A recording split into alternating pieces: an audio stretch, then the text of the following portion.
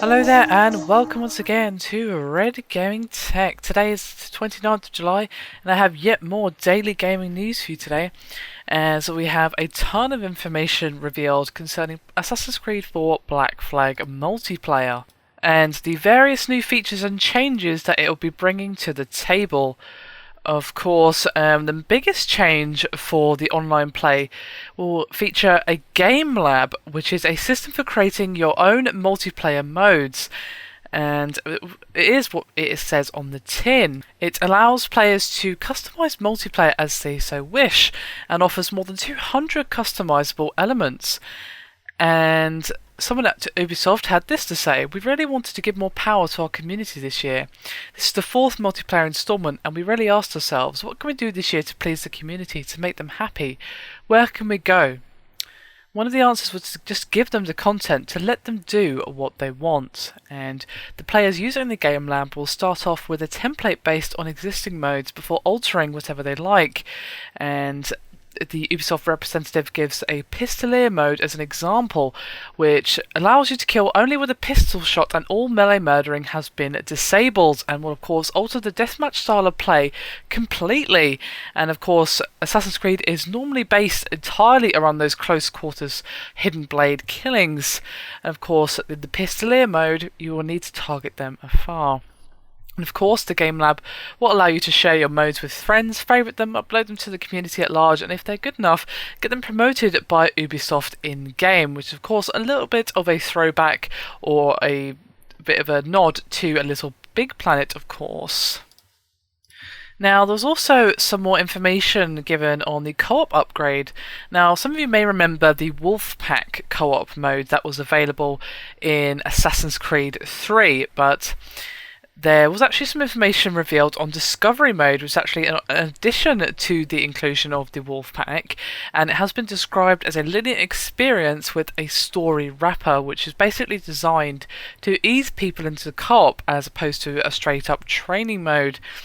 And Ubisoft wanted to include a tutorial system, as they saw Wolfpack was attracting people over to online play who perhaps weren't particularly interested in the versus mode for whatever reason, but the introductory elements were somewhat lacking. But of course, the tutorial and discovery mode has changed that quite significantly.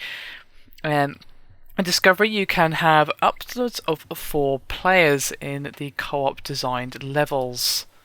And the idea of it is to work as a team to complete increasingly difficult missions in order to get more time, bonuses, and what have you.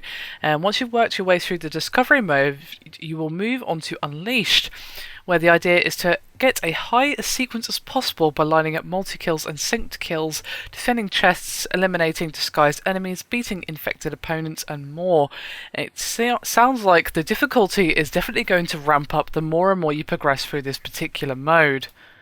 And it definitely sounds like a ton of fun to do with friends, especially if you're up for more of a challenge. Of course, Assassin's Creed for a while now has had the fairly accurate accusation leveled at it that the combat is fairly simplistic and a bit on the easy side once you've got all the weapons and so forth, that even at the beginning of the game, if you know what you're doing, it's not really all that difficult, at least not on the average modes.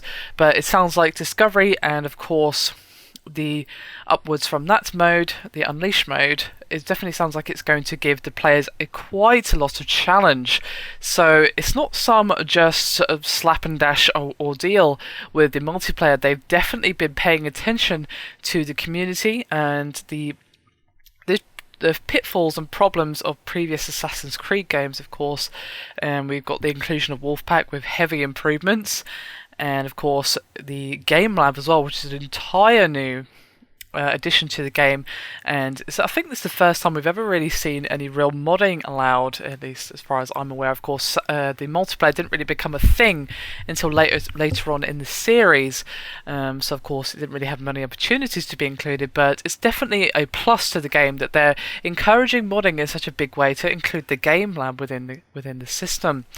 Of course, there will be no naval combat, in the multiplayer, which is a bit of a shame. I feel like that's a bit of a missed shout. I think, while I personally didn't really like the naval combat from Assassin's Creed 3. That is, of course, just my personal opinion. Many people seem to enjoy it, and many people seem to want a naval system in the multiplayer or a naval mode where you do ship-to-ship combat or something like that. And I do think like it will be a bit of a missed opportunity. So maybe it'll be added later on, perhaps a few minutes after release or something like that. I mean, they are a fan of releasing quite nice DLC. Of course, we had the King of George Washington DLC pack for Assassin's Creed 3, so it's possible that we'll see some naval combat multiplayer added in the future for Assassin's Creed 4.